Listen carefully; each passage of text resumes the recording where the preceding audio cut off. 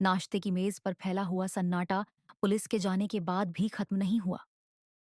ऐसा लग रहा था जैसे इंस्पेक्टर सिर्फ कुछ सवाल पूछकर नहीं गया, बल्कि पूरे ठाकुर परिवार की शांति अपने साथ ले गया हो। यश अब भी कुर्सी पर बैठा था, लेकिन उसका ध्यान कहीं और था। उसके मन में बार बार वही तस्वीर घूम रही थी। वह तीसरा आदमी, राघव मेहरा, और उससे भी ज्यादा उसके पिता का बदला हुआ चेहरा। उसने अपने जीवन में कभी महेंद्र सिंह को इतना घबराया हुआ नहीं देखा था। बचपन से उसके लिए उसके पिता एक मजबूत पहाड़ की तरह थे। ऐसे इंसान जो हर समस्या का सामना बिना डरे कर लेते थे। लेकिन आज पहली बार उन्हें देखकर ऐसा लगा जैसे वे किसी ऐसे अतीत से भाग रहे हैं जो अब उनके पीछे पीछे वापस लौट आया है। दूसरी तरफ सावित्री देवी भी बेचैन थीं। उन्होंने कई बार महेंद्र सिंह से पूछने की कोशिश की कि आखिर यह राघव मेहरा कौन है, लेकिन हर बार उन्हें सिर्फ खामोशी मिली। महेंद्र सिंह का चेहरा कठोर होता जा रहा था। ऐसा लग रहा था जैसे उनके भीतर कोई पुराना जख्म फिर से खुल गया हो। कुछ देर बाद वे बिना कुछ कहे अपनी कुर्सी से उठे और सीधे अपने स्टडी रूम की तरफ चले गए। यश उनकी पीठ को देखता रहा। उसके मन में पहली बार अपने ही परिवार को लेकर संदेह पैदा हुआ था। उसे महसूस होने लगा था कि जिन लोगों को वह सबसे ज्यादा जानता है, शायद उनके बारे में ही वह सबसे कम जानता है। उधर दादाजी हरिराम सिंह अपने कमरे में बैठे थे। उनके सामने वही पुरानी फाइल रखी हुई थी जिसे वे वर्षों से दुनिया से छिपाकर रखे हुए थे। पुलिस की एंट्री ने उन्हें भीतर तक हिला दिया था। उन्होंने फाइल खोली और धीरे धीरे उसके पन्ने पलटने लगे। हर पन्ने के साथ कोई पुरानी याद जुड़ी हुई थी। अचानक एक कागज उनकी नजरों के सामने आया और उनके हाथ रुक गए। ये एक पुराना पत्र था जिसे उन्होंने शायद वर्षों से नहीं पढ़ा था। पत्र पर विक्रम मल्होत्रा के हस्ताक्षर थे। कांपते हाथों से उन्होंने उसे पढ़ना शुरू किया। उसमें लिखा था कि उसे अपने खिलाफ हो रही साजिश का अंदाजा हो चुका है। उसने लिखा था कि अगर कभी सच सामने आए तो लोग महेंद्र सिंह को दोषी समझेंगे, लेकिन असली खेल कहीं और खेला जा रहा है। दादाजी की सांसें तेज हो गईं। यह वही बात थी जिसे वे वर्षों से अपने दिल में दबाकर बैठे थे। वे जानते थे कि कहानी में महेंद्र सिंह पूरी तरह निर्दोष नहीं थे, लेकिन वे असली गुनहगार भी नहीं थे। असली गुनहगार कोई और था, कोई ऐसा जो आज भी आजाद घूम रहा था। तभी अचानक कमरे का दरवाजा खुला। दादाजी घबरा गए और तुरंत पत्र फाइल में छिपा दिया। सामने रुद्र खड़ा था। उसकी आंखों में सवाल थे। उसने बिना घुमाए सीधे पूछा कि विक्रम मल्होत्रा कौन थे। कमरे में कुछ पल के लिए खामोशी छा गई। दादाजी ने उसकी तरफ देखा और पहली बार उन्हें महसूस हुआ कि अब सच ज्यादा दिनों तक छिपाया नहीं जा सकता। लेकिन इससे पहले कि वे कुछ कहते, नीचे से जोरदार आवाज आई। ऐसा लगा जैसे हवेली के मुख्य दरवाजे पर किसी ने बहुत जोर से दस्तक दी हो। पूरा घर चौंक गया। नौकर दौड़ते हुए दरवाजे की तरफ गए। यश और महेंद्र सिंह भी बाहर निकल आए। दरवाजा खोला गया तो सामने एक कुरियर बॉय खड़ा था। उसके हाथ में एक बड़ा सा पैकेट था। उसने कहा कि यह पैकेट महेंद्र सिंह के नाम है। महेंद्र सिंह ने पैकेट लिया। उस पर भेजने वाले का नाम नहीं लिखा था, बस एक लाल निशान बना हुआ था, जैसे किसी ने जानबूझकर अपनी पहचान छिपाई हो। पूरे परिवार की नजरें उसी पैकेट पर टिक गईं। महेंद्र सिंह उसे लेकर स्टडी रूम में चले गए, लेकिन यश के मन में बेचैनी इतनी बढ़ चुकी थी कि वह चुप नहीं रह सका। कुछ मिनट बाद वह भी स्टडी रूम की तरफ बढ़ गया। जैसे ही वह दरवाजे तक पहुंचा, उसे अंदर से कुछ गिरने की आवाज सुनाई दी। उसने तुरंत दरवाजा खोला। सामने का दृश्य देखकर उसके कदम वहीं रुक गए। महेंद्र सिंह कुर्सी पर बैठे थे और उनके हाथ कांप रहे थे। फर्श पर कुछ तस्वीरें बिखरी हुई थीं। उन तस्वीरों में युवा महेंद्र सिंह थे, विक्रम मल्होत्रा थे और राघव मेहरा था। लेकिन सबसे डराने वाली बात तस्वीरें नहीं थी, उनके साथ एक पत्र भी था। यश ने झुककर पत्र उठाया। पत्र में सिर्फ एक लाइन लिखी थी। 20 साल पहले तुम बच गए थे, इस बार नहीं बचोगे। यश के शरीर में जैसे बिजली दौड़ गई। उसने तुरंत अपने पिता की तरफ देखा। महेंद्र सिंह की आंखों में ऐसा डर था जो किसी भी बेटे को बेचैन कर सकता था। उन्होंने धीरे से सिर उठाया और कहा, वह वापस आ गया है। यश ने पूछा, कौन? लेकिन महेंद्र सिंह जवाब देने से पहले ही चुप हो गए। तभी स्टडी रूम की खिड़की के बाहर किसी की परछाई दिखाई दी। यश तेजी से बाहर भागा, लेकिन जब तक वह पहुंचा वहां कोई नहीं था। सिर्फ हवा चल रही थी, लेकिन जमीन पर एक चीज पड़ी थी, एक पुरानी चाबी। और उस चाबी के साथ एक छोटा सा टैग लगा था, जिस पर लिखा था वेयर हाउस नंबर 17। उसी समय शहर के दूसरे छोर पर बैठा करण अपने फोन की स्क्रीन देख रहा था। उसके चेहरे पर एक ठंडी मुस्कान फैल गई। उसके सामने बैठा आदमी बोला कि पहला झटका पहुंच चुका है, अब आगे क्या होगा। करण ने धीरे से कुर्सी पर पीछे सिर टिकाया और कहा, अब वे उस जगह जाएंगे जहां सब कुछ शुरू हुआ था। आदमी ने पूछा कि क्या वहां उन्हें सच मिल जाएगा।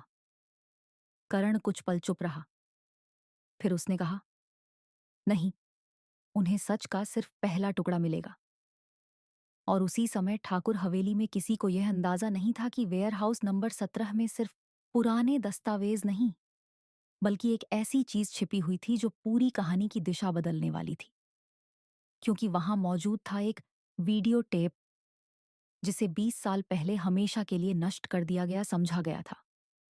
रात के लगभग 10 बज चुके थे। ठाकुर हवेली के बाहर फैला अंधेरा अब पहले से ज्यादा भारी लग रहा था। यश के हाथ में वह पुरानी चाबी थी जो स्टडी रूम की खिड़की के बाहर मिली थी। उसके साथ लगा हुआ छोटा सा टैग अब भी उसकी आंखों के सामने घूम रहा था, वेयर हाउस नंबर 17। पूरे परिवार के चेहरे पर तनाव साफ दिखाई दे रहा था। महेंद्र सिंह कई मिनटों से एक ही जगह बैठे हुए थे। उनकी आंखें कहीं दूर खोई हुई थीं। ऐसा लग रहा था जैसे वे किसी ऐसी याद में चले गए हों जहां लौटना नहीं चाहते। रुद्र बार बार उनसे सवाल पूछना चाहता था, लेकिन हर बार खुद को रोक लेता। दूसरी तरफ दादाजी हरिराम सिंह का चेहरा और भी गंभीर हो चुका था। वे जानते थे कि वेयर हाउस नंबर 17 सिर्फ एक पुरानी बिल्डिंग नहीं था। वह जगह थी जहां से 20 साल पहले सब कुछ टूटना शुरू हुआ था। आखिरकार यश ने चुप्पी तोड़ी। उसने अपने पिता की तरफ देखते हुए कहा कि अब बहुत हो चुका है। वह जानना चाहता है कि आखिर यह सब क्या है। राघव मेहरा कौन है? विक्रम मल्होत्रा कौन थे? और ये वेयर हाउस नंबर 17 इतना महत्वपूर्ण क्यों है? कमरे में कुछ पल के लिए खामोशी छा गई। फिर महेंद्र सिंह ने धीरे से आंखें बंद की और भारी आवाज में कहा कि कुछ राज ऐसे होते हैं जिन्हें इंसान अपनी पूरी जिंदगी दफन रखना चाहता है, लेकिन किस्मत उन्हें वापस जिंदा कर देती है। उन्होंने कहा कि वेयर हाउस नंबर 17 वह जगह है जहां उनकी और विक्रम की कंपनी का पहला बड़ा स्टॉक रखा जाता था। वही जगह जहां से करोड़ों रुपए का माल गायब हुआ था। वही जगह जहां से उनकी दोस्ती टूटनी शुरू हुई थी। और वही जगह जहां आखिरी बार उन्होंने राघव मेहरा को देखा था। यह सुनते ही रुद्र की धड़कनें तेज हो गईं। उसे महसूस होने लगा कि वह किसी बहुत बड़े सच के करीब पहुंच चुका है।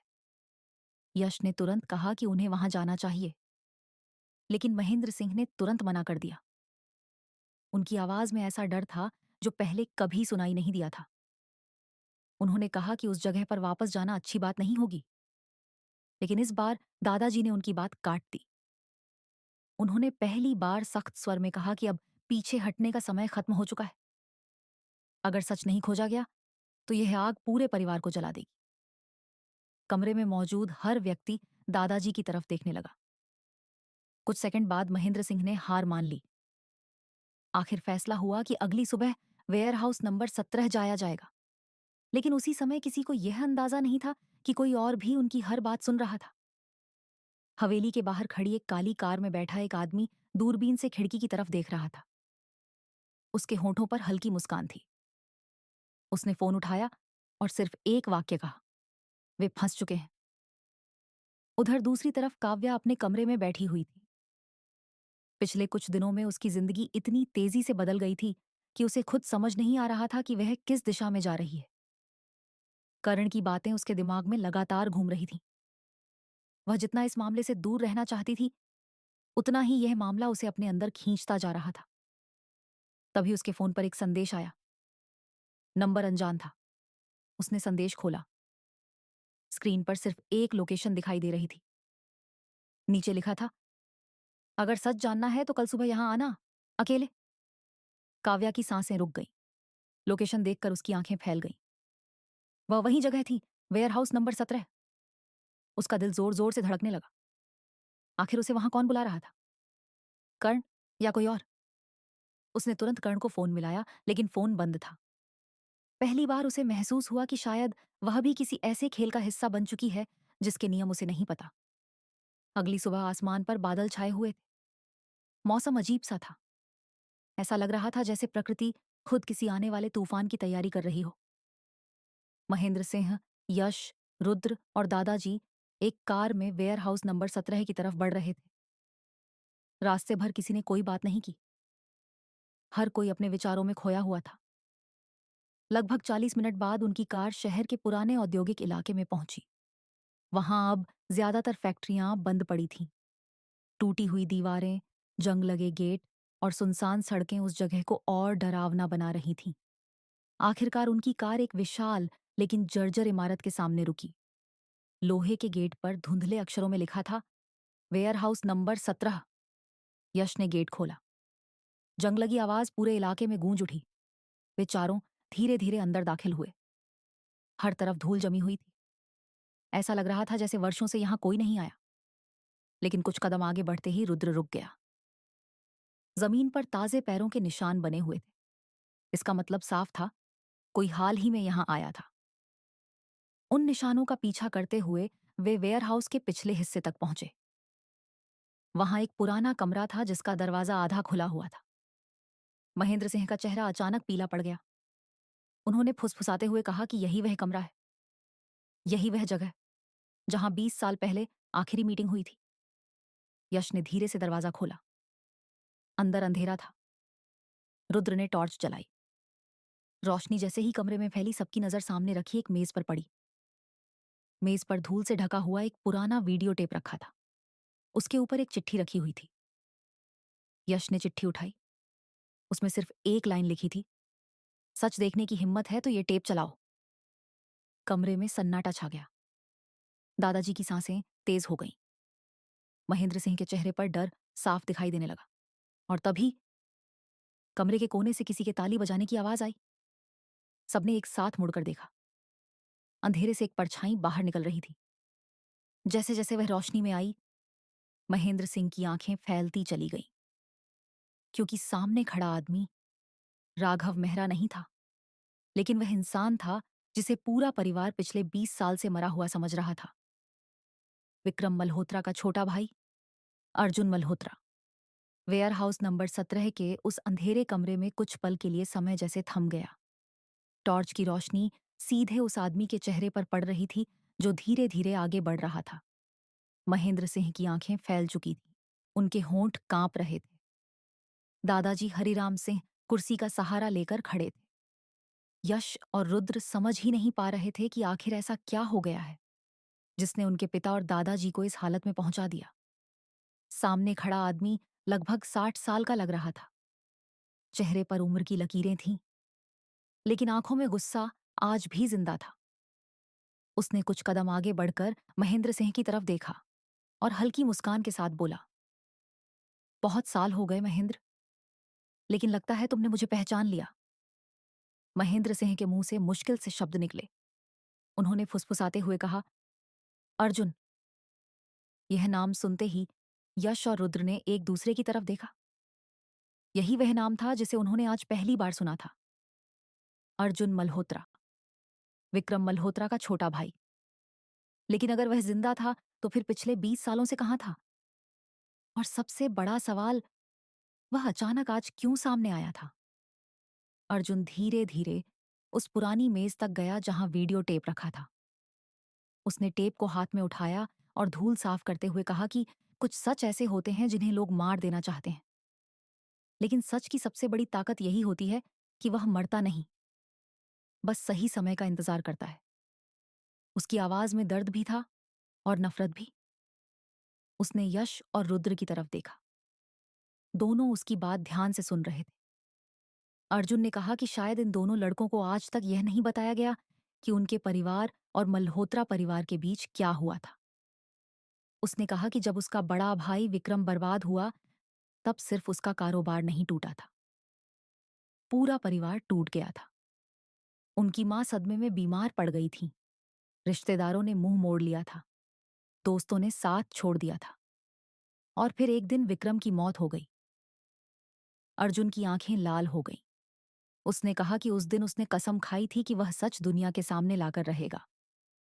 लेकिन महेंद्र सिंह अचानक गुस्से में आगे बढ़े। उन्होंने कहा कि अगर वह सच की बात कर रहा है तो पूरी बात बताए। आधा सच हमेशा झूठ से ज्यादा खतरनाक होता है। अर्जुन कुछ पल तक उन्हें देखता रहा। फिर उसके चेहरे पर अजीब सी मुस्कान आई। उसने कहा कि यही तो समस्या है। पिछले 20 सालों से हर कोई आधा सच ही सुनता आया है। उसी समय वेयरहाउस के बाहर एक दूसरी कार आकर रुकी। कार का दरवाजा खुला और काव्या तेजी से बाहर निकली। उसका दिल जोर जोर से धड़क रहा था। उसे जो लोकेशन भेजी गई थी वह उसे सीधे यहां ले आई थी। वह समझ नहीं पा रही थी कि आखिर उसे यहां क्यों बुलाया गया। जैसे ही वह वेयर हाउस के अंदर दाखिल हुई, उसे दूर से लोगों की आवाजें सुनाई दी। वह धीरे धीरे उस कमरे की तरफ बढ़ने लगी जहां बाकी लोग मौजूद थे। दूसरी तरफ शहर के एक पुराने बंगले में बैठा कर्ण अपने फोन की स्क्रीन देख रहा था। उसके सामने कई कैमरों की लाइव फीड खुली हुई थी। उनमें से एक कैमरा वेयर हाउस नंबर 17 के कमरे के अंदर का दृश्य दिखा रहा था। करण चुपचाप स्क्रीन देख रहा था। उसके पास बैठा आदमी बोला, अर्जुन, सामने आ गया है, अब क्या होगा? करण ने बिना नजर हटाए जवाब दिया, अब वह होगा जिसका इंतजार 20 साल से किया जा रहा है। लेकिन उसकी आवाज में आत्मविश्वास नहीं था, क्योंकि पहली बार उसे महसूस हो रहा था कि कहानी उसके हाथों से निकलती जा रही है। अब सिर्फ बदले की बात नहीं रह गई थी। अब असली खिलाड़ी मैदान में उतर चुके थे। वेयर हाउस के कमरे में अर्जुन ने आखिरकार वह वीडियो टेप पुराने प्लेयर में लगा दिया जो पहले से वहां रखा था। मशीन घरघराने लगी। स्क्रीन पर पहले सिर्फ रुक रुक कर चलती हुई लाइनें दिखाई दी। फिर धीरे धीरे एक वीडियो उभरने लगा। वीडियो लगभग 20 साल पुराना था। कैमरे की क्वालिटी खराब थी, लेकिन चेहरे पहचाने जा सकते थे। स्क्रीन पर युवा महेंद्र सिंह दिखाई दी। उनके साथ विक्रम मल्होत्रा और राघव मेहरा भी थे। कमरे में मौजूद सभी लोग सांस रोके वीडियो देखने लगे। कुछ मिनट तक तीनों किसी व्यापारिक मीटिंग की बात करते दिखाई दी। फिर अचानक वीडियो में कुछ ऐसा हुआ जिसने सबको हिला दिया। स्क्रीन पर राघव मेहरा अकेला दिखाई देने लगा। उसे शायद यह पता नहीं था कि कैमरा अभी भी रिकॉर्ड कर रहा है। वह किसी फोन पर बात कर रहा था। उसकी आवाज साफ सुनाई दे रही थी। उसने कहा, जब तक विक्रम पर आरोप नहीं लगेंगे हमारा प्लान सफल नहीं होगा। सारे कागज तैयार हैं। कल सुबह तक वह बर्बाद हो जाएगा। यह सुनते ही कमरे में सन्नाटा छा गया। यश और रुद्र ने हैरानी से एक दूसरे की तरफ देखा। दादाजी की आंखें फैल गईं। महेंद्र सिंह जैसे पत्थर बन गए और अर्जुन की मुट्ठियां कस गईं। 20 साल बाद पहली बार ऐसा सबूत सामने आया था जो साबित कर रहा था कि विक्रम के खिलाफ साजिश रची गई थी। लेकिन असली झटका अभी बाकी था। वीडियो आगे बढ़ा। राघव मेहरा हंस रहा था। फिर उसने फोन पर एक और नाम लिया। एक ऐसा नाम जिसे सुनते ही महेंद्र सिंह का चेहरा सफेद पड़ गया। एक ऐसा नाम जिसे सुनकर अर्जुन भी स्तब्ध रह गया। राघव ने कहा, चिंता मत करो, हरिराम सिंह को कुछ पता नहीं चलेगा। कमरे में मौजूद सबकी नजरें एक साथ दादाजी की तरफ घूम गईं। दादाजी की सांस जैसे रुक गई, क्योंकि पहली बार शक की उंगली उनकी तरफ उठी थी। और यश तथा रुद्र के मन में एक ऐसा सवाल पैदा हो चुका था जो पूरे परिवार को तोड़ सकता था। क्या दादाजी भी इस साजिश का हिस्सा थे? वेयर हाउस नंबर 17 के उस धूल भरे कमरे में ऐसा सन्नाटा छा गया था कि लोगों की सांसों की आवाज तक सुनाई दे रही थी।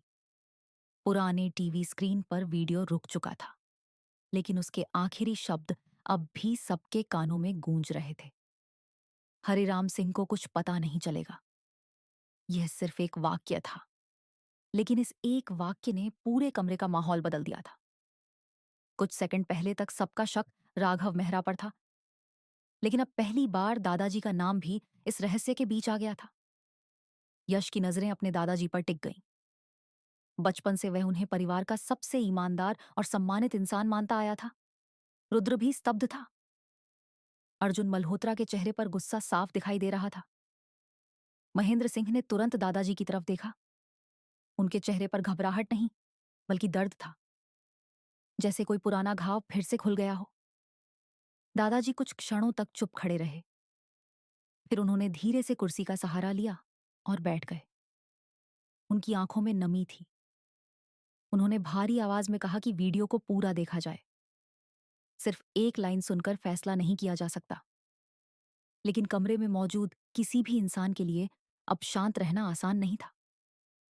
अर्जुन ने लगभग चिल्लाते हुए कहा कि 20 साल पहले भी लोगों ने आधा सच देखा था और उसके भाई की जिंदगी बर्बाद हो गई थी। वह अब फिर वही गलती नहीं करेगा। तभी अचानक कमरे के बाहर से किसी चीज के गिरने की आवाज आई। सभी चौंक गए। रुद्र तुरंत बाहर की तरफ भागा। यश भी उसके पीछे निकल गया। वेयरहाउस के बाहर पहुंचकर उन्होंने चारों तरफ नजर दौड़ाई, लेकिन वहां कोई दिखाई नहीं दिया। हवा तेज चल रही थी। बादल और काले हो चुके थे। तभी रुद्र की नजर जमीन पर पड़ी एक छोटी सी चीज पर गई। वह एक मोबाइल फोन था। शायद कोई जल्दी में गिराकर चला गया था। उसने फोन उठाया। स्क्रीन टूटी हुई थी, लेकिन फोन अभी भी चालू था। यश ने पूछा कि यह किसका हो सकता है। रुद्र ने फोन अनलॉक करने की कोशिश की और हैरानी की बात यह थी कि फोन लॉक नहीं था, जैसे किसी ने जानबूझकर उसे वहीं छोड़ा हो। फोन खुलते ही दोनों की आंखें फैल गईं। उसमें सिर्फ एक वीडियो फाइल थी और उस फाइल का नाम था असल गुनहगार। यश और रुद्र ने एक दूसरे की तरफ देखा। बिना समय गंवाए वे फोन लेकर वापस कमरे में पहुंचे। सबकी नजरें अब उस फोन पर थीं। अर्जुन ने तुरंत कहा कि वीडियो चलाया जाए। वीडियो शुरू हुआ। स्क्रीन हिल रही थी, जैसे किसी ने छिपकर रिकॉर्डिंग की हो। कुछ सेकंड तक सिर्फ अंधेरा दिखाई दिया। फिर धीरे धीरे एक कमरा नजर आने लगा। ये कोई ऑफिस था। वीडियो की तारीख देखकर सब चौंक गए। ये रिकॉर्डिंग विक्रम मल्होत्रा की मौत से सिर्फ 2 दिन पहले की थी। कैमरा किसी अलमारी के पीछे छिपाया गया था। कमरे में पहले राघव मेहरा आया। उसके चेहरे पर वही आत्मविश्वास था जो तस्वीरों में दिखाई देता था। कुछ मिनट बाद एक दूसरा आदमी कमरे में दाखिल हुआ। कैमरा उसका चेहरा ठीक से नहीं दिखा पा रहा था, क्योंकि वह पीठ करके खड़ा था। लेकिन उसकी आवाज साफ सुनाई दे रही थी। उसने कहा कि सबूत पूरी तरह तैयार है। विक्रम कल तक खत्म हो जाएगा। राघव हंस पड़ा। उसने कहा कि उसके बाद कंपनी पूरी तरह उनके नियंत्रण में होगी। कमरे में मौजूद सभी लोग सांस रोके वीडियो देख रहे थे। फिर अचानक वह दूसरा आदमी थोड़ा मुड़ा। बस कुछ सेकंड के लिए उसका चेहरा दिखाई दिया और उसी पल महेंद्र सिंह के हाथ से कुर्सी का सहारा छूट गया। उनके चेहरे का रंग उड़ गया। दादाजी खड़े हो गए। अर्जुन की आंखें खून की तरह लाल हो गईं, क्योंकि वह आदमी राघव नहीं था। वह कोई ऐसा व्यक्ति था जिसकी किसी ने कल्पना तक नहीं की थी। वीडियो उसी समय रुक गया। स्क्रीन काली हो गई। रुद्र ने घबराकर फोन को देखा। फाइल करप्ट हो चुकी थी। बस एक सेकंड के लिए चेहरा दिखाई दिया था, लेकिन वह एक सेकंड ही काफी था। यश ने कांपती आवाज में पूछा कि वह आदमी कौन था। कमरे में किसी ने जवाब नहीं दिया। फिर कुछ सेकंड बाद महेंद्र सिंह ने आंखें बंद कर ली। उनके होंठ कांप रहे थे और उन्होंने जो नाम लिया उसे सुनकर यश और रुद्र के पैरों तले जमीन खिसक गई। उन्होंने कहा, सुरेश चौधरी। कमरे में सन्नाटा छा गया। अर्जुन ने तुरंत पूछा कि वह कौन है। महेंद्र सिंह ने भारी आवाज में जवाब दिया, वह मेरा बड़ा भाई था। यश और रुद्र की आंखें फैल गईं, क्योंकि उन्होंने अपने पिता के किसी बड़े भाई के बारे में कभी नहीं सुना था। और अब पहली बार कहानी में एक नया नाम सामने आया था। एक ऐसा नाम जो 20 साल से गायब था। एक ऐसा नाम जिसे परिवार के इतिहास से मिटा दिया गया था। और शायद वही इंसान था जिसने विक्रम मल्होत्रा को बर्बाद किया था। वेयरहाउस नंबर 17 के कमरे में मौजूद हर इंसान जैसे पत्थर बन गया था। पुराने फोन में दिखा वह अधूरा वीडियो, और फिर महेंद्र सिंह के मुंह से निकला वह नाम, सुरेश चौधरी। यह नाम सुनते ही कमरे का माहौल पूरी तरह बदल चुका था। यश और रुद्र अब भी अपने पिता को देख रहे थे। उनके दिमाग में एक ही सवाल घूम रहा था, अगर सुरेश चौधरी उनके पिता के बड़े भाई थे तो फिर उन्होंने कभी उनके बारे में क्यों नहीं सुना। परिवार में उनका नाम कभी क्यों नहीं लिया गया। तस्वीरों में उनका जिक्र क्यों नहीं था। और सबसे बड़ी बात, अगर वही आदमी विक्रम मल्होत्रा को बर्बाद करने की साजिश में शामिल था, तो वह पिछले 20 सालों से कहाँ था? महेंद्र सिंह ने कुर्सी पकड़ ली। ऐसा लग रहा था जैसे वर्षों से दबा हुआ बोझ अचानक उनके कंधों पर वापस आ गया हो। कुछ पल तक उन्होंने कुछ नहीं कहा। फिर धीरे धीरे बोले कि सुरेश सिर्फ उनका बड़ा भाई नहीं था, वह कभी इस परिवार का सबसे होनहार आदमी माना जाता था। दादाजी हरिराम सिंह हमेशा उससे बहुत उम्मीदें रखते थे। बिजनेस की समझ भी उसमें सबसे ज्यादा थी। लेकिन समस्या यह थी कि उसे सिर्फ सफलता नहीं चाहिए थी, उसे सब कुछ चाहिए था। पैसा, ताकत, नियंत्रण। और जब किसी इंसान की महत्वाकांक्षा उसकी इंसानियत से बड़ी हो जाए, तो वह खतरनाक बन जाता है। कमरे में खामोशी छाई रही। अर्जुन मल्होत्रा की आंखें अब भी महेंद्र सिंह पर टिकी हुई थीं। उसने पूछा कि अगर सुरेश इतना खतरनाक था, तो फिर उसे रोका क्यों नहीं गया? महेंद्र सिंह की आंखों में दर्द उतर आया। उन्होंने कहा कि शुरुआत में किसी को अंदाजा ही नहीं था कि वह क्या कर रहा है। वह हमेशा सामने से मुस्कुराता था, परिवार का ख्याल रखने वाला बेटा बनकर रहता था। लेकिन पर्दे के पीछे उसका दूसरा चेहरा था। धीरे धीरे कंपनी के कई फैसले उसके हाथ में जाने लगे। विक्रम मल्होत्रा उस समय बिजनेस के सबसे मजबूत स्तंभ थे, और शायद यही बात सुरेश को पसंद नहीं थी। उसे लगता था कि जब तक विक्रम मौजूद रहेगा, तब तक कंपनी पर उसका पूरा नियंत्रण नहीं हो सकता। महेंद्र सिंह ने बताया कि एक समय ऐसा भी आया था जब सुरेश और विक्रम के बीच अक्सर बहस होने लगी थी, लेकिन किसी ने उस पर ज्यादा ध्यान नहीं दिया। फिर अचानक करोड़ों के घोटाले की कहानी सामने आ गई। सबूत विक्रम के खिलाफ थे, मीडिया विक्रम के खिलाफ थी, बैंक रिकॉर्ड विक्रम के खिलाफ थे, और धीरे धीरे पूरी दुनिया ने मान लिया कि दोषी वही है। महेंद्र सिंह की आवाज भर्रा गई। उन्होंने कहा कि उन्होंने अपने दोस्त पर विश्वास करने की कोशिश की थी, लेकिन उनके पास भी कोई सबूत नहीं था, और यही उनकी सबसे बड़ी गलती थी। दादाजी हरिराम सिंह अब तक चुप बैठे थे, लेकिन इस बार उन्होंने सिर उठाया। उनकी आंखों में आंसू थे। उन्होंने कहा कि गलती सिर्फ महेंद्र की नहीं थी, सबसे बड़ी गलती उनकी थी। कमरे में मौजूद सभी लोग उनकी तरफ देखने लगे। दादाजी ने कांपती आवाज में कहा कि उन्हें बहुत देर से सच्चाई का अंदाजा हुआ था। जब तक उन्हें शक हुआ, तब तक बहुत कुछ बर्बाद हो चुका था। उन्होंने बताया कि विक्रम की मौत के कुछ दिन बाद उन्हें कुछ ऐसे दस्तावेज मिले थे जिनसे साफ संकेत मिलता था कि सुरेश किसी बड़ी साजिश में शामिल था। लेकिन उसी समय सुरेश अचानक गायब हो गया। किसी को नहीं पता चला कि वह कहाँ गया। पुलिस ने तलाश की, लेकिन कोई नतीजा नहीं निकला। धीरे धीरे लोगों ने मान लिया कि शायद वह मर चुका है, लेकिन दादाजी ने कभी इस बात पर विश्वास नहीं किया। उन्हें हमेशा लगता था कि सुरेश कहीं ना कहीं जिंदा है और सही समय का इंतजार कर रहा है। यह सुनते ही यश और रुद्र की रीढ़ में सिहरन दौड़ गई। इसका मतलब था कि कहानी का असली खलनायक शायद 20 साल से छाया में बैठा हुआ था। उसी समय वेयर हाउस के बाहर तेज हवा चलने लगी। बादल गरजने लगे। अचानक बिजली चमकी और कुछ सेकंड के लिए पूरा कमरा रोशनी से भर गया। उसी पल अर्जुन की नजर कमरे के कोने में रखी एक पुरानी अलमारी पर पड़ी। अलमारी का एक हिस्सा खुला हुआ था। वह धीरे धीरे वहां गया। बाकी लोग भी उसके पीछे चल पड़े। अलमारी के अंदर धूल से भरे पुराने रजिस्टर और फाइलें रखी थीं, लेकिन सबसे नीचे एक छोटा सा लोहे का बॉक्स रखा हुआ था। बॉक्स पर ताला नहीं था। अर्जुन ने उसे खोला।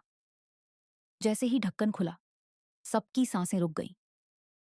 अंदर कई पुराने कागज थे और उनके ऊपर एक लिफाफा रखा था।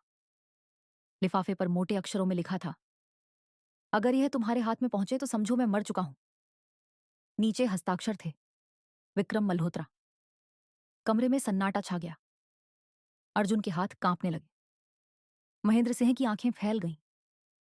दादाजी की सांसें तेज हो गईं। यह विक्रम का आखिरी पत्र हो सकता था, वह पत्र जिसमें शायद पूरी सच्चाई लिखी हुई थी।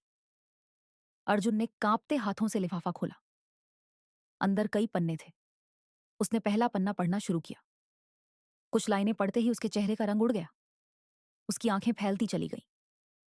यश बेचैन होकर बोला, क्या लिखा है? अर्जुन ने सिर उठाया। उसकी आवाज कांप रही थी।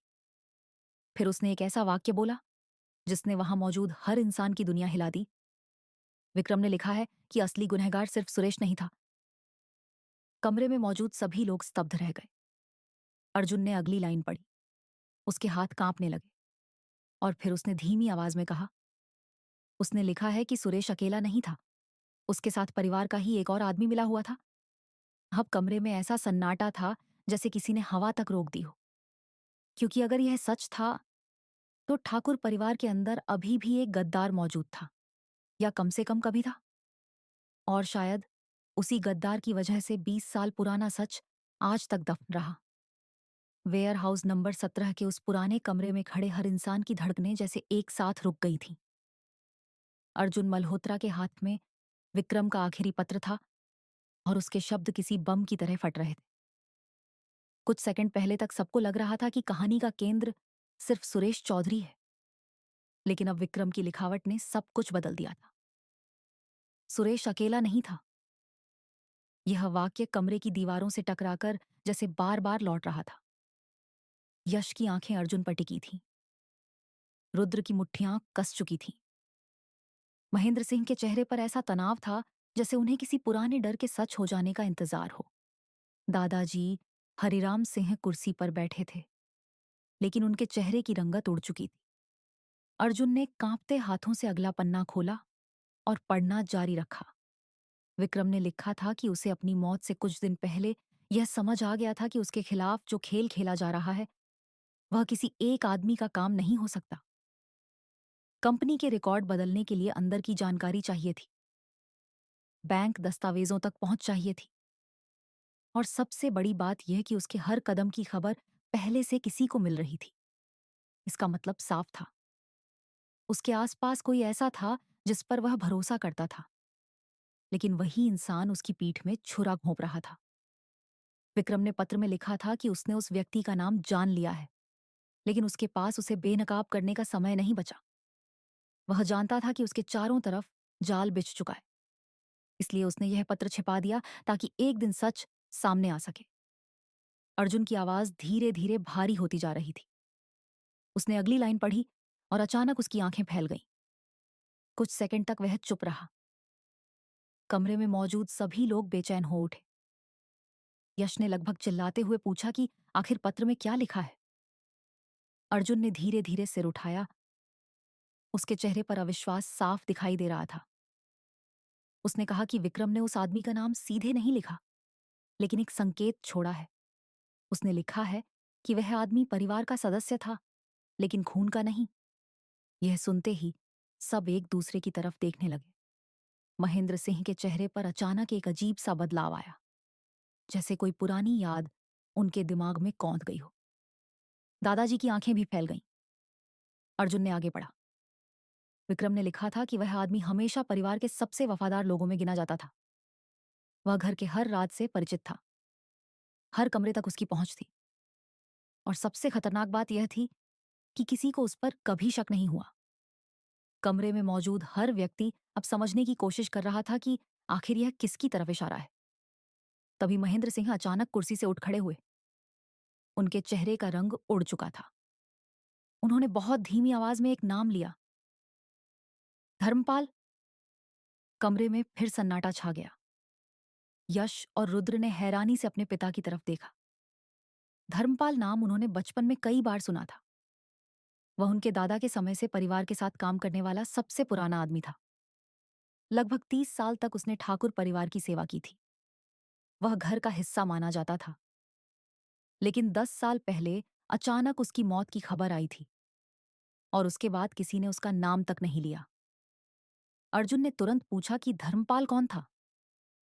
महेंद्र सिंह ने भारी आवाज में बताया कि वह सिर्फ एक नौकर नहीं था, वह परिवार का सबसे भरोसेमंद आदमी माना जाता था।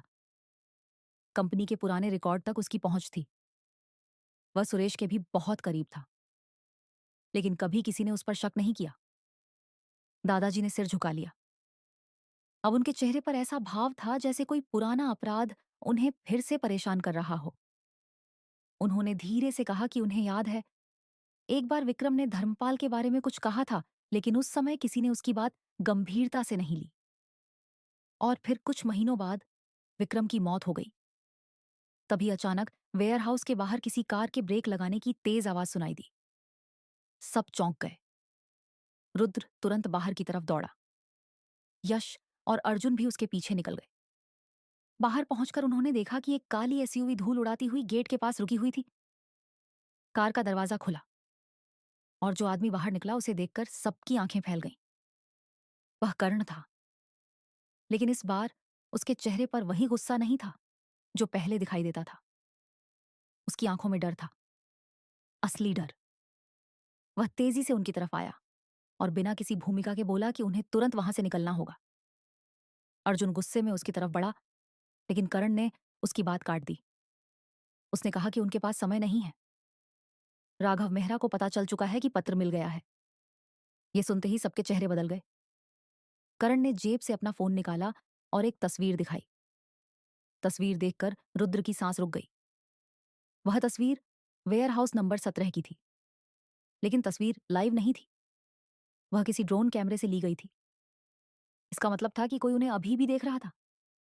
उसी समय दूर आसमान में एक हल्की सी भनभनाहट सुनाई दी। सबने ऊपर देखा। एक छोटा ड्रोन उनके ऊपर मंडरा रहा था और उसके नीचे लाल रंग की एक चमकती हुई बत्ती जल रही थी। करण का चेहरा सफेद पड़ गया। उसने चिल्लाकर कहा, नीचे झुको। अगले ही पल ड्रोन से कुछ अलग होकर नीचे गिरा और वह कोई कैमरा नहीं था। वह एक छोटा विस्फोटक उपकरण था। करण की चीख पूरे वेयरहाउस में गूंज उठी, नीचे झुको। अगले ही पल समय जैसे रुक गया। किसी को समझने का मौका भी नहीं मिला कि आखिर हो क्या रहा है। ड्रोन से अलग होकर नीचे गिरती हुई वह छोटी सी चीज सीधी वेयरहाउस के मुख्य हिस्से की तरफ आ रही थी। रुद्र ने बिना सोचे यश को धक्का दिया। यश एक तरफ गिर पड़ा। अर्जुन ने दादाजी को पकड़कर नीचे झुका लिया। महेंद्र सिंह दीवार की तरफ भागे और ठीक अगले ही सेकंड एक भयानक धमाका हुआ। पूरा वेयरहाउस हिल गया। धूल और धुआं चारों तरफ फैल गया। पुराने शीशे टूटकर बिखर गए। लकड़ी के कई हिस्से टूटकर नीचे गिर पड़े। कुछ पल तक किसी को कुछ दिखाई नहीं दिया। सिर्फ कानों में गूंजती हुई आवाज और चारों तरफ उड़ती हुई धूल महसूस हो रही थी। रुद्र ने खांसते हुए आंखें खोली। उसका सिर घूम रहा था, लेकिन सबसे पहला ख्याल उसके दिमाग में यही आया कि बाकी लोग कहाँ हैं। उसने धुएं के बीच इधर उधर देखने की कोशिश की। सामने यश दिखाई दिया, जो किसी तरह उठने की कोशिश कर रहा था।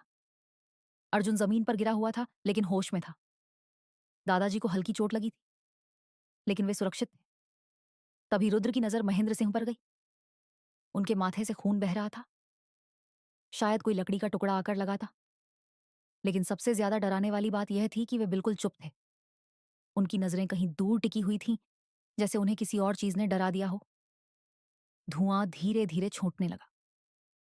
करण तेजी से अंदर भागा। उसने चारों तरफ देखा और राहत की सांस ली कि सभी जिंदा थे। लेकिन उसकी राहत सिर्फ कुछ सेकंड तक ही रही, क्योंकि अचानक उसे कुछ याद आया। उसने तुरंत चिल्लाकर पूछा, पत्र कहाँ है? सबकी नजरें उस मेज की तरफ गईं जहां विक्रम मल्होत्रा का पत्र रखा हुआ था। मेज टूट चुकी थी। उसके ऊपर धूल और मलबा फैला हुआ था। अर्जुन पागलों की तरह वहां भागा। उसने मलबा हटाना शुरू कर दिया। कुछ सेकंड बाद उसकी सांस अटक गई। पत्र गायब था, पूरा पत्र। धुआं धीरे धीरे छूटने लगा। करण तेजी से अंदर भागा। उसने चारों तरफ देखा और राहत की सांस ली कि सभी जिंदा थे। लेकिन उसकी राहत सिर्फ कुछ सेकंड तक ही रही, क्योंकि अचानक उसे कुछ याद आया। उसने तुरंत चिल्लाकर पूछा, पत्र कहाँ है? सबकी नजरें उस मेज की तरफ गईं जहां विक्रम मल्होत्रा का पत्र रखा हुआ था। मेज टूट चुकी थी। उसके ऊपर धूल और मलबा फैला हुआ था। अर्जुन पागलों की तरह वहां भागा। उसने मलबा हटाना शुरू कर दिया। कुछ सेकंड बाद उसकी सांस अटक गई। पत्र गायब था, पूरा पत्र। सिर्फ कुछ जले हुए टुकड़े जमीन पर पड़े थे। अर्जुन की आंखों में गुस्सा भर गया। उसने मलबे को लात मार दी। उसका चेहरा लाल हो चुका था। वह समझ गया था कि यह कोई दुर्घटना नहीं थी। यह हमला सिर्फ उन्हें डराने के लिए नहीं किया गया था। असली मकसद पत्र को नष्ट करना था। वही पत्र जिसमें 20 साल पुराने राज का सबसे बड़ा सुराग छिपा हुआ था। करण ने दांत भींच ली। उसने कहा कि इसका मतलब साफ है। कोई ऐसा आदमी है जो हर कदम पर उनसे एक कदम आगे चल रहा है और उसे पहले से पता था कि पत्र मिल चुका है। उसी समय यश की नजर कमरे के कोने में पड़ी एक चीज पर गई। वह धीरे धीरे वहां गया और झुककर उसे उठाया। ये एक धातु का छोटा सा टुकड़ा था जो शायद धमाके के दौरान गिरा था। उसने उसे साफ किया और जैसे ही उस पर बनी हुई आकृति दिखाई दी, उसका चेहरा बदल गया। उसने टुकड़ा करण को दिखाया। करण कुछ सेकंड तक उसे घूरता रहा, फिर उसकी आंखें फैल गईं। उस धातु के टुकड़े पर एक खास निशान बना हुआ था, एक काला बाज। कर्ण ने धीमी आवाज में कहा, नहीं, ये संभव नहीं है। रुद्र ने पूछा कि इसका क्या मतलब है। कर्ण कुछ पल चुप रहा, फिर उसने बताया कि कालाबाज कोई साधारण निशान नहीं था। 20 साल पहले राघव मेहरा कुछ लोगों के एक गुप्त नेटवर्क का इस्तेमाल करता था। उस नेटवर्क का प्रतीक यही कालाबाज था। ये लोग पैसे लेकर सबूत गायब करते थे, लोगों को डराते थे और जरूरत पड़ने पर उन्हें हमेशा के लिए खामोश भी कर देते थे। महेंद्र सिंह का चेहरा और गंभीर हो गया। उन्होंने धीरे से कहा कि उन्हें लगा था यह नेटवर्क वर्षों पहले खत्म हो चुका है, लेकिन अगर यह निशान फिर से सामने आया है तो इसका मतलब है कि खेल पहले से कहीं ज्यादा बड़ा है। बाहर मौसम और खराब हो चुका था, आसमान में बिजली चमक रही थी। तभी करण का फोन बजा। स्क्रीन पर कोई नंबर नहीं था, सिर्फ अननोन कॉलर लिखा हुआ था। कुछ सेकंड तक वह स्क्रीन को देखता रहा, फिर उसने कॉल उठा ली। दूसरी तरफ कुछ पल तक खामोशी रही, फिर एक बूढ़ी लेकिन बेहद शांत आवाज सुनाई दी, तुम लोग बहुत आगे आ गए हो करण। करण का चेहरा सख्त हो गया। उसने पूछा कि कौन बोल रहा है। सामने वाला हंस पड़ा। वह हंसी सुनते ही महेंद्र सिंह का चेहरा सफेद पड़ गया, जैसे उन्होंने वह आवाज पहले भी सुनी हो। अगले ही पल फोन पर वही आदमी बोला, 20 साल पहले भी तुम लोग सच तक पहुंचने वाले थे और आज भी पहुंच रहे हो। फर्क सिर्फ इतना है कि इस बार बचाने वाला कोई नहीं होगा। करण कुछ बोल पाता, उससे पहले कॉल कट गई। लेकिन कॉल कटने से पहले एक शब्द सबने साफ साफ सुना था, सुरेश। कमरे में मौजूद सभी लोग जैसे जम गए। महेंद्र सिंह की सांस रुक गई। दादाजी कुर्सी का सहारा लेकर खड़े हुए। अर्जुन की आंखों में खून उतर आया, क्योंकि अगर वह आवाज सच में उसी आदमी की थी तो इसका मतलब सिर्फ एक ही था, सुरेश चौधरी मरा नहीं था, वह जिंदा था। और 20 साल बाद वह खुद मैदान में उतर चुका था। वेयर हाउस नंबर 17 के टूटे हुए कमरे में कुछ पल के लिए ऐसा सन्नाटा छा गया, मानो हवा ने भी चलना बंद कर दिया हो।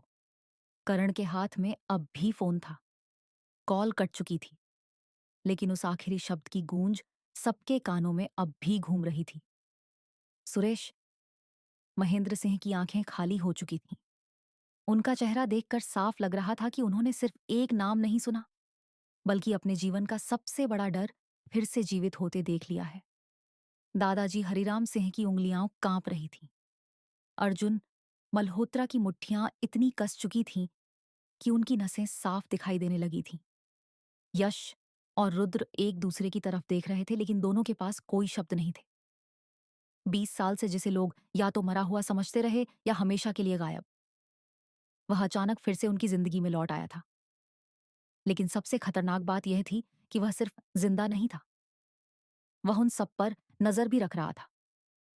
उसे उनके हर कदम की जानकारी थी। उसे पता था कि वेयरहाउस में क्या हुआ, उसे पता था कि पत्र मिल चुका है, और शायद उसे यह भी पता था कि अगला कदम क्या होगा। करण धीरे धीरे फोन नीचे करने लगा, लेकिन तभी उसकी नजर स्क्रीन पर गई। उसकी भौहें सिकुड़ गईं। कॉल खत्म होने के बाद एक मैसेज अपने आप स्क्रीन पर आ गया था। उसने तुरंत मैसेज खोला, कुछ सेकंड तक उसे पढ़ता रहा और फिर उसका चेहरा बदल गया। रुद्र ने पूछा कि क्या हुआ। करण ने बिना कुछ कहे फोन उसकी तरफ बढ़ा दिया। स्क्रीन पर सिर्फ एक तस्वीर थी। तस्वीर देखकर रुद्र की सांस रुक गई। यह ठाकुर हवेली की तस्वीर थी, लेकिन यह कोई पुरानी तस्वीर नहीं थी। यह अभी कुछ मिनट पहले ली गई थी। तस्वीर में हवेली का मुख्य दरवाजा दिखाई दे रहा था। मुस्कान वहां खड़ी किसी से बात कर रही थी। इसका मतलब साफ था, कोई आदमी सिर्फ वेयर हाउस पर नजर नहीं रख रहा था, वह हवेली तक पहुंच चुका था। महेंद्र सिंह ने जैसे ही तस्वीर देखी, उनका चेहरा और सख्त हो गया। तस्वीर के नीचे सिर्फ एक लाइन लिखी थी, अगला झटका घर पर मिलेगा। यह पढ़ते ही दादाजी ने तुरंत कहा कि उन्हें हवेली वापस लौटना होगा। अब एक पल भी बर्बाद करना ठीक नहीं होगा। सभी लोग जल्दी जल्दी बाहर की तरफ बढ़ने लगे। लेकिन जैसे ही वे वेयर हाउस से बाहर निकले, अर्जुन अचानक रुक गया। उसकी नजर दूर खड़ी एक सफेद वैन पर पड़ी। वैन कुछ सेकंड तक वहीं खड़ी रही और फिर तेज रफ्तार से मुड़कर निकल गई। अर्जुन ने बिना सोचे उसके पीछे दौड़ने की कोशिश की, लेकिन तब तक बहुत देर हो चुकी थी। वैन सड़क के मोड़ के पीछे गायब हो चुकी थी। कर्ण ने दांत भींच ली। उसे यकीन था कि वही लोग थे जिन्होंने हमला करवाया था, लेकिन वे फिर एक बार उनके हाथ से निकल चुके थे। उधर ठाकुर हवेली में माहौल बिल्कुल अलग था। मुस्कान अपने कमरे में बैठी थी। उसे वेयर हाउस वाली बातों की पूरी जानकारी नहीं थी। परिवार के बाकी लोग सुबह जल्दी निकल गए थे और तब से कोई खबर नहीं आई थी। वह कई बार यश को फोन कर चुकी थी, लेकिन नेटवर्क की वजह से बात नहीं हो पा रही थी। तभी उसके फोन पर एक अनजान नंबर से संदेश आया। उसने सोचा शायद यश ने किसी दूसरे नंबर से भेजा होगा। उसने मैसेज खोला। उसमें एक वीडियो था। वीडियो चलते ही उसका चेहरा सफेद पड़ गया। वीडियो में वही पुराना ऑफिस दिखाई दे रहा था जो बाकी लोगों ने वेयर हाउस में देखा था। लेकिन यह वीडियो अलग था। इसमें सिर्फ राघव मेहरा नहीं था। वीडियो के अंत में एक आदमी का चेहरा साफ दिखाई दे रहा था। मुस्कान उसे पहचान नहीं पाई, लेकिन अगले ही पल वीडियो के नीचे लिखा नाम देखकर उसके हाथ कांपने लगे। सुरेश चौधरी। मुस्कान घबरा गई। वह तुरंत नीचे दादाजी के कमरे की तरफ भागी, लेकिन जैसे ही वह सीढ़ियों से उतर रही थी, अचानक पूरे घर की बिजली चली गई। हवेली अंधेरे में डूब गई। कुछ सेकंड तक सिर्फ खामोशी थी। फिर ऊपर वाली मंजिल से किसी चीज के गिरने की आवाज आई। मुस्कान रुक गई। उसका दिल तेजी से धड़कने लगा। उसने अंधेरे में ऊपर देखा। उसे लगा जैसे किसी ने अभी अभी गलियारे के मोड़ से झांका हो, लेकिन अगले ही पल वहां कुछ नहीं था। उसने खुद को समझाने की कोशिश की कि शायद यह उसका भ्रम है। तभी उसे अपने पीछे किसी की धीमी आवाज सुनाई दी। मुस्कान। उसका खून जैसे जम गया। वह धीरे धीरे पीछे मुड़ी, लेकिन वहां कोई नहीं था, सिर्फ अंधेरा। और उसी अंधेरे में कहीं एक हल्की सी हंसी गूंज रही थी। उसी समय दूसरी तरफ यश, रुद्र, महेंद्र सिंह, अर्जुन और कर्ण हवेली की तरफ लौट रहे थे। रास्ते में किसी ने कोई बात नहीं की। सभी के दिमाग में अलग अलग सवाल चल रहे थे। लेकिन अचानक कर्ण का फोन फिर बजा। इस बार स्क्रीन पर एक वीडियो कॉल थी। नंबर फिर से अज्ञात था। कर्ण ने तुरंत कॉल रिसीव कर ली। स्क्रीन कुछ सेकंड तक काली रही। फिर धीरे धीरे तस्वीर साफ होने लगी और अगले ही पल कार में बैठे सभी लोगों के चेहरों का रंग उड़ गया, क्योंकि स्क्रीन पर दिखाई दे रही थी मुस्कान। वह किसी अंधेरे कमरे में कुर्सी से बंधी हुई थी। उसके चेहरे पर डर साफ दिखाई दे रहा था और उसके पीछे खड़ा था एक आदमी। उसका चेहरा अंधेरे में छिपा हुआ था, लेकिन उसकी आवाज साफ सुनाई दे रही थी। सच्चाई के हर कदम की कीमत चुकानी पड़ती है। फिर उस आदमी ने धीरे धीरे रोशनी की तरफ कदम बढ़ाया और जैसे ही उसका चेहरा सामने आया, महेंद्र सिंह की चीख निकल गई। सुरेश! कार के अंदर ऐसा सन्नाटा छा गया जैसे किसी ने सभी की सांसें रोक दी हों। मोबाइल की स्क्रीन पर दिखाई दे रहा चेहरा किसी भूत की तरह लग रहा था। महेंद्र सिंह की आंखें फैल चुकी थीं। उनके होंठ कांप रहे थे। यश ने पहली बार अपने पिता को इस तरह टूटते हुए देखा था। स्क्रीन पर खड़ा आदमी मुस्कुरा रहा था। उसके बाल सफेद हो चुके थे। चेहरे पर उम्र के निशान थे, लेकिन आंखों की चमक वही थी। वही खतरनाक आत्मविश्वास, वही ठंडी मुस्कान। वह सचमुच सुरेश चौधरी था। 20 साल बाद पहली बार सामने, जिंदा, और पहले से कहीं ज्यादा खतरनाक। कुछ सेकंड तक किसी की हिम्मत नहीं हुई कुछ बोलने की। फिर सुरेश हंसा। उसकी हंसी सुनकर महेंद्र सिंह के चेहरे का रंग और उड़ गया। उसने कहा कि इतने साल बाद अपने बड़े भाई को देखकर खुशी नहीं हुई। उसकी आवाज में ऐसा झर था जो सीधे दिल में उतर जाए। यश की मुट्ठियां कस गईं। उसे समझ नहीं आ रहा था कि यह आदमी कौन सा खेल खेल रहा है, लेकिन एक बात साफ थी, मुस्कान खतरे में थी। उसने गुस्से में कहा कि अगर उसने मुस्कान को नुकसान पहुंचाया तो वह उसे छोड़ने वाला नहीं। यह सुनकर सुरेश फिर हंसा। उसने कहा कि यही समस्या है ठाकुर परिवार की। हर पीढ़ी को लगता है कि वह दुनिया बचा सकती है, लेकिन सच ये है कि वे हमेशा देर से जागते हैं। उसके पीछे कुर्सी से बंधी मुस्कान दिखाई दे रही थी। उसकी आंखों में डर था, लेकिन वह हिम्मत बनाए रखने की कोशिश कर रही थी। उसने कुछ बोलने की कोशिश की, लेकिन उसके मुंह पर कपड़ा बंधा हुआ था। सुरेश धीरे धीरे कैमरे के करीब आया। उसकी आंखें अब सीधे महेंद्र सिंह पर थीं। उसने कहा कि 20 साल पहले भी उसने उन्हें चेतावनी दी थी। उसने कहा था कि अगर उन्होंने उसके रास्ते में आने की कोशिश की तो परिणाम बहुत बुरा होगा। लेकिन उन्होंने उसकी बात नहीं मानी। महेंद्र सिंह ने दांत भींच लिए। उन्होंने पहली बार गुस्से में कहा कि अगर किसी ने विक्रम को बर्बाद किया था तो वह खुद सुरेश था। यह सुनते ही सुरेश की मुस्कान गायब हो गई। उसकी आंखों में नफरत भर गई। उसने कहा कि दुनिया हमेशा विजेता की कहानी सुनती है, हारने वाले की नहीं। उसने कहा कि जो कहानी महेंद्र सिंह जानते हैं वह अधूरी है। असली कहानी कहीं ज्यादा गंदी है।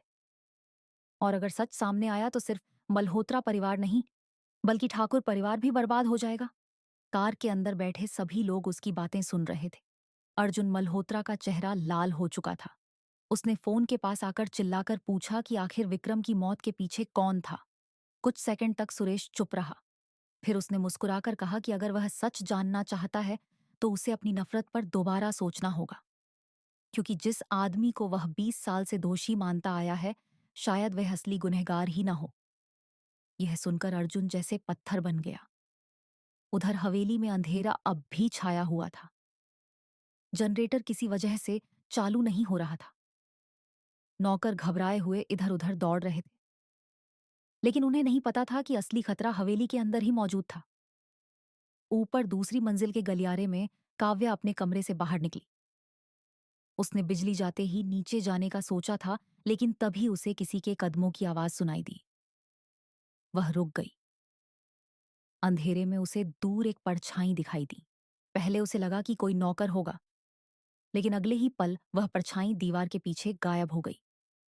काव्या का दिल जोर जोर से धड़कने लगा और उसने धीरे धीरे उस तरफ बढ़ना शुरू किया। गलियारा पूरी तरह सुनसान था। हवा खिड़कियों से टकराकर अजीब आवाजें पैदा कर रही थी। तभी उसकी नजर जमीन पर पड़ी एक चीज पर गई। वह एक पुरानी चाबी थी। चाबी के साथ एक छोटा सा कागज बंधा हुआ था। काव्या ने कांपते हाथों से उसे उठाया। कागज पर सिर्फ एक लाइन लिखी थी, सच तहखाने में छिपा है। काव्या की सांस रुक गई। तहखाना, हवेली का पुराना तहखाना वर्षों से बंद पड़ा था। उसे याद आया कि मुस्कान ने एक बार बताया था कि दादाजी किसी को भी वहां जाने नहीं देते, लेकिन अब कोई उसे जानबूझकर वहां भेज रहा था। उसी समय कार में वीडियो कॉल अभी भी चल रही थी। सुरेश ने अपनी घड़ी की तरफ देखा और फिर मुस्कुराया। उसने कहा कि उनके पास सिर्फ 1 घंटा है। अगर वे सच चाहते हैं तो उन्हें ठाकुर हवेली के पुराने तहखाने तक पहुंचना होगा। महेंद्र सिंह का चेहरा बदल गया। उन्होंने तुरंत पूछा कि उसे तहखाने के बारे में कैसे पता, लेकिन सुरेश ने जवाब नहीं दिया। उसने सिर्फ इतना कहा कि वहां कुछ ऐसा छिपा है जिसे 20 साल पहले हमेशा के लिए दफन समझ लिया गया था। फिर उसने कैमरा घुमाया। कुछ सेकंड तक सिर्फ अंधेरा दिखाई दिया। फिर अचानक एक पुरानी लकड़ी की पेटी नजर आई। पेटी पर धूल जमी हुई थी, लेकिन उसके ऊपर एक नाम साफ लिखा था, विक्रम मल्होत्रा, निजी रिकॉर्ड। अर्जुन की सांस अटक गई। महेंद्र सिंह के चेहरे पर डर उतर आया। दादाजी ने आंखें बंद कर लीं, क्योंकि वह पेटी 20 साल पहले गायब हो गई थी। और उसी पेटी में शायद वह सबूत मौजूद था जो तय कर सकता था कि असली गुनहगार कौन था। लेकिन तभी स्क्रीन अचानक झिलमिलाई। वीडियो कॉल टूटने लगी और कॉल कटने से ठीक पहले कैमरे में एक और चेहरा दिखाई दिया, सिर्फ 2 सेकंड के लिए। लेकिन वह 2 सेकंड ही काफी थे, क्योंकि वह चेहरा किसी दुश्मन का नहीं था। वह ठाकुर परिवार के ही एक सदस्य का था। और उसे देखकर महेंद्र सिंह के मुंह से निकला, नहीं, यह असंभव है। कार के अंदर बैठे सभी लोगों के चेहरे से जैसे खून उतर चुका था। वीडियो कॉल कट चुकी थी, लेकिन आखिरी 2 सेकंड में दिखाई दिया। वह चेहरा अब भी सबके दिमाग में घूम रहा था। महेंद्र सिंह की आंखें अविश्वास से फैली हुई थीं। उन्होंने स्क्रीन को ऐसे देखा जैसे अभी भी उम्मीद कर रहे हों कि जो उन्होंने देखा वह भ्रम था। यश बेचैन होकर उनके पास झुक गया। और उसने पूछा कि आखिर वह कौन था। लेकिन महेंद्र सिंह कुछ सेकंड तक चुप रहे। उनकी सांसें तेज हो रही थीं। फिर उन्होंने बहुत धीमी आवाज में कहा, मैंने उसे पहचाना, लेकिन यह संभव नहीं है। रुद्र ने गुस्से में पूछा कि आखिर बात क्या है। तभी दादाजी ने पहली बार सख्त स्वर में कहा कि अभी सवालों का समय नहीं है। अगर सुरेश सच बोल रहा है तो हवेली के तहखाने में कुछ ऐसा मौजूद है जो पूरी कहानी बदल सकता है। उनकी आवाज में ऐसी गंभीरता थी कि कोई और बहस नहीं कर सका। कार की रफ्तार और बढ़ा दी गई। बाहर आसमान में बादल गरज रहे थे। सड़क पर हल्की बारिश शुरू हो चुकी थी। ऐसा लग रहा था जैसे मौसम भी किसी बड़े खुलासे का इंतजार कर रहा हो। उधर हवेली में काव्या अब भी उस चाबी को हाथ में पकड़े खड़ी थी। कागज पर लिखे शब्द उसके दिमाग में बार बार घूम रहे थे। सच तहखाने में छिपा है। उसका दिल जोर जोर से धड़क रहा था। उसे समझ नहीं आ रहा था कि यह जाल है या कोई चेतावनी। लेकिन एक बात साफ थी, पिछले कुछ दिनों में जो कुछ हुआ था उसके बाद वह अब पीछे नहीं हट सकती थी। उसने मोबाइल की टॉर्च ऑन की और धीरे धीरे सीढ़ियों की तरफ बढ़ने लगी। हवेली के पिछले हिस्से में एक पुराना गलियारा था जहां अब शायद ही कोई जाता था। बचपन से मुस्कान ने कई बार उसे बताया था कि उस हिस्से में जाने की मनाही है। दादाजी किसी को वहां नहीं जाने देते। लेकिन आज उसी जगह से सच की खुशबू आ रही थी। गलियारे में धूल जमी हुई थी। दीवारों पर पुराने चित्र टंगे हुए थे। हवा में अजीब सी सीलन थी। कुछ मिनट बाद वह एक भारी लोहे के दरवाजे के सामने पहुंची। यही तहखाने का प्रवेश द्वार था। उसने कांपते हाथों से चाबी ताले में डाली। कुछ सेकंड तक कुछ नहीं हुआ। फिर अचानक ताला घूम गया। दरवाजा धीरे धीरे खुला और अंदर से ठंडी हवा का झोंका बाहर आया। काव्या की रीढ़ में सिहरन दौड़ गई। उसने टॉर्च की रोशनी अंदर डाली और सीढ़ियां यहां उतरने लगी। तभी दूसरी तरफ यश और बाकी लोग हवेली पहुंच चुके थे। जैसे ही वे अंदर दाखिल हुए उन्हें कुछ अजीब लगा। पूरा घर असामान्य रूप से शांत था। नौकर घबराए हुए थे। सावित्री देवी रो रही थीं क्योंकि मुस्कान कहीं दिखाई नहीं दे रही थी। यश का दिल बैठ गया। उसने तुरंत पूरे घर में मुस्कान को ढूंढना शुरू किया, लेकिन उसका कहीं पता नहीं था। तभी काव्या के कमरे की नौकरानी दौड़ती हुई आई। उसने बताया कि कुछ देर पहले उसने काव्या को पुराने हिस्से की तरफ जाते देखा था। ये सुनते ही दादाजी का चेहरा बदल गया। उन्होंने लगभग चिल्लाते हुए पूछा कि क्या वह तहखाने की तरफ गई थी। नौकरानी ने सिर हिला दिया। अगले ही पल दादाजी तेजी से उसी दिशा में बढ़ गए। बाकी सब उनके पीछे दौड़ पड़े। महेंद्र सिंह की हालत खराब होती जा रही थी। उनके चेहरे पर डर साफ दिखाई दे रहा था। ऐसा डर जो किसी इंसान को तब होता है जब उसका सबसे बड़ा राज खुलने वाला हो। उधर तहखाने के अंदर काव्या धीरे धीरे नीचे उतर रही थी। हर कदम के साथ अंधेरा और घना होता जा रहा था। सीढ़ियां खत्म हुई तो सामने एक बड़ा कमरा दिखाई दिया। कमरे में धूल जमी हुई थी। पुराने बक्से और फर्नीचर इधर उधर पड़े थे। ऐसा लग रहा था जैसे वर्षों से किसी ने इस जगह को छुआ तक नहीं। लेकिन तभी उसकी नजर कमरे के बीचों बीच रखी एक लकड़ी की पेटी पर गई। वही पेटी, वही नाम, विक्रम मल्होत्रा, निजी रिकॉर्ड। काव्या का दिल जैसे रुक गया। यही वह पेटी थी जिसे सुरेश ने वीडियो कॉल में दिखाया था। लेकिन यह यहां कैसे हो सकती थी। उसने धीरे धीरे पेटी के पास जाकर ढक्कन खोला। अंदर कई पुरानी फाइलें थीं, कुछ डायरियां थीं और सबसे ऊपर एक मोटी सी काली डायरी रखी थी। डायरी खोलते ही पहले पन्ने पर लिखा था, अगर तुम यह पढ़ रहे हो तो समझो मैं अब जिंदा नहीं हूं। नीचे हस्ताक्षर थे, विक्रम मल्होत्रा। काव्या की सांसें तेज हो गईं। उसने अगला पन्ना पलटा और जो पहली लाइन उसने पढ़ी उसे पढ़ते ही उसके हाथ कांपने लगे। डायरी में लिखा था, मैंने अपनी मौत से 3 दिन पहले असली गुनहगार को देख लिया था। काव्या की आंखें फैल गईं। लेकिन इससे पहले कि वह आगे पढ़ पाती उसके पीछे किसी के कदमों की आवाज आई। धीमी, भारी और डरावनी।